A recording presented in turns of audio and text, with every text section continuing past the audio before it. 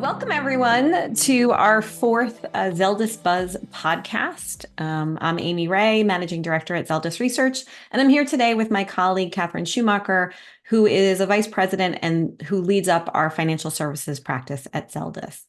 And I'm going to be talking to Kathrin today just about trends we have seen in our financial services, or we sometimes call it insurance and investments practice that we have at Zeldis Research. Some of the things that we've been seeing in 2024, potentially last year, some patterns. So if you are listening to this, you'll have access as well to a one-pager that kind of outlines 4 trends that we're seeing in this space. And that's what we're going to talk through. So welcome, Kathrin. Thanks for joining. Thank you very much. Yeah. So we will jump in. I know you obviously do a ton of work in financial services across investing, insurance, everything from annuities and mutual funds, retirement plans, to individual life insurance and those kinds of things.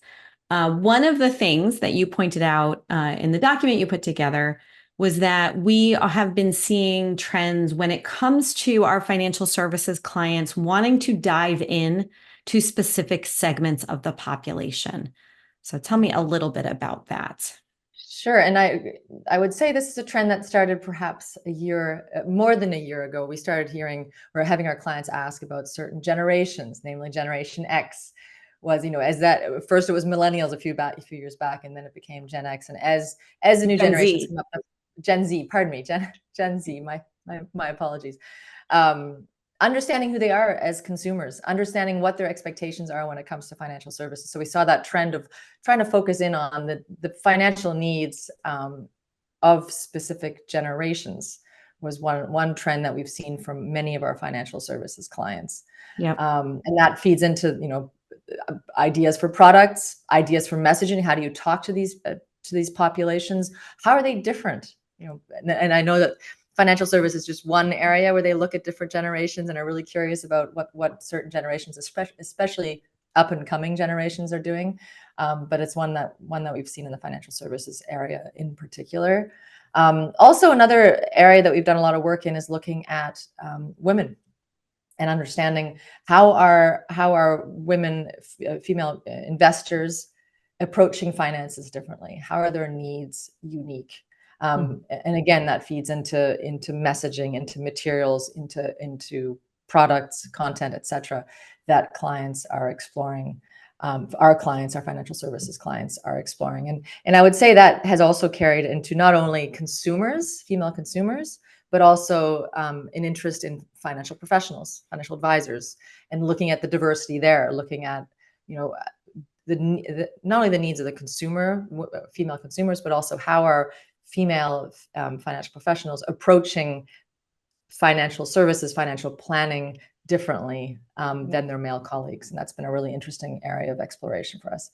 Yeah. And I'll just throw out there for folks who are interested, just some things that we have either on our own or with clients put out there for public release. We did a study with FINRA around Gen Z and investing.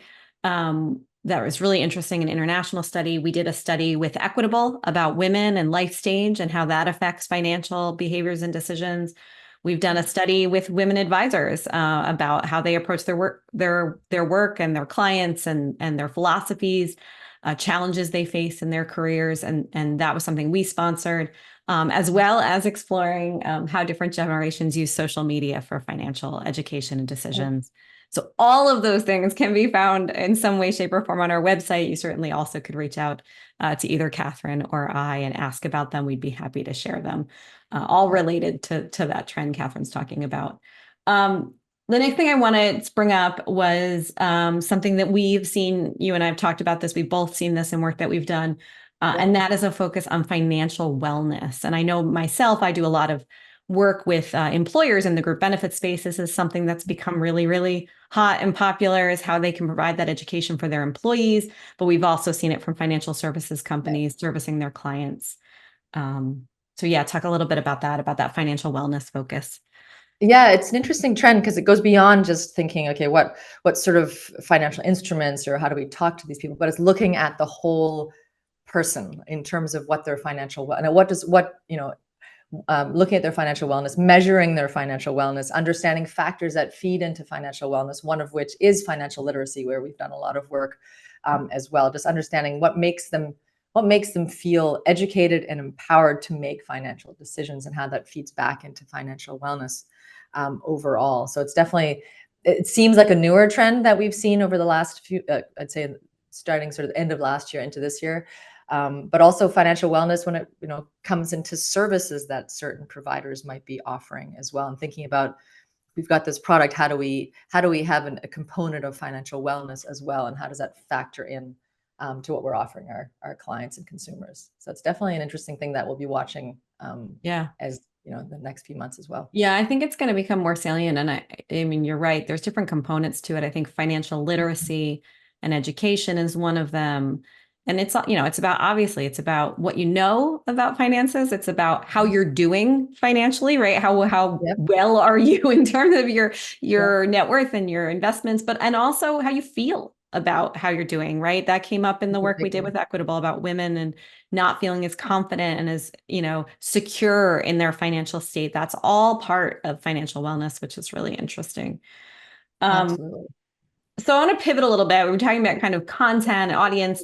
I want to talk a little bit about sort of logistics and methodology, right? A lot of the financial services we do is in the business to business space, right? I mean, obviously, sometimes we're talking to consumers, but we do a lot of work as well with financial professionals, plan sponsors, all different kinds of B2B populations. And something that has come up, something that we both faced for sure, is data quality, is the ability to find these people, have them be who they're supposed to be, and make sure that we're getting quality data. So maybe you can talk a little bit about the issues there and how we are dealing with them.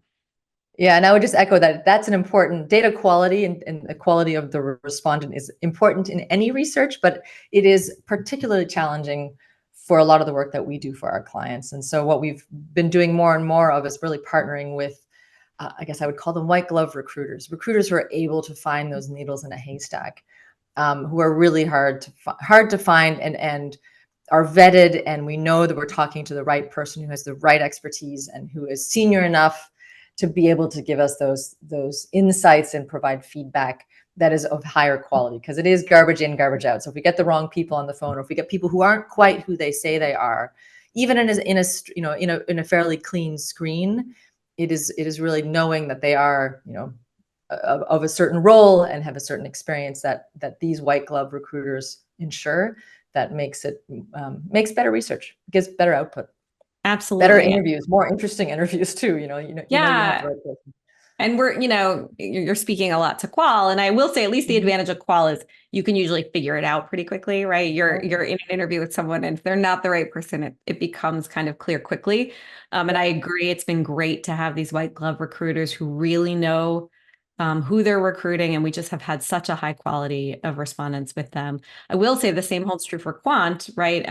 Sometimes more so, because you don't have that. You can't figure it out right away, right? Because you're in a survey, you're not talking to them.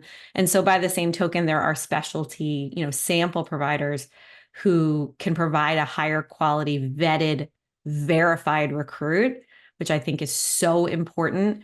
But it comes with a cost, right? I don't want to not mention you get what you pay for here. And we have certainly been making the case to our clients of why they want to potentially pay a little bit more on the B2B side, especially to make sure they're getting who they want to be getting, because otherwise, why do the research?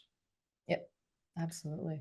Absolutely. Yeah. So, the last thing that we're seeing, and we kind of alluded to this in some of the other things we're talking about, right, is that we're seeing our clients, these financial services companies, do more and more thought leadership or public release work. So maybe talk a little bit about that and where they see the value in that. Sure. Yeah, no, you've mentioned a few examples, the project we did with Equitable, FINRA, and many others, where they're seeing the value in doing research with thought leadership research with certain populations, and then sharing that information, and that always includes some component, or usually includes some component of primary research, and it allows them to to establish them, or not establish themselves, but sort of put content out into the ether that talks to certain topics and gets people talking and keeps things, in the fore. So, the topics that we talked with Equitable was on women investors, and using that with their own their own financial professionals to help them understand what this actually means and how to talk to female investors. So they see value in using that content with their end clients, whether they be B2B or consumers as well. Yeah, absolutely. And I also think, I think we've seen this where, it helps our clients build their brand, right? They become an expert in a space. They show that they have expertise with a certain population or in a certain area. And in a world where there's a lot of parity and there's a lot of competition, I think that has helped some of them, be perceived more strongly. I mean, among consumers, but even more so often among B2B populations who are looking at that thought leadership. At least I know when I've talked to some, financial professionals, like literally just had these conversations last week, thought leadership is seen as a differentiator. If you can provide me, if my partner, my carrier, my financial services provider is giving me some thought leadership, then that's gonna be seen as valuable when all products look the same or cost the same, or there's not that much differentiation for sure. Yeah, it can be a differentiator for sure. Yeah, awesome. Well, thank you for joining me and sharing some of those trends that we're seeing.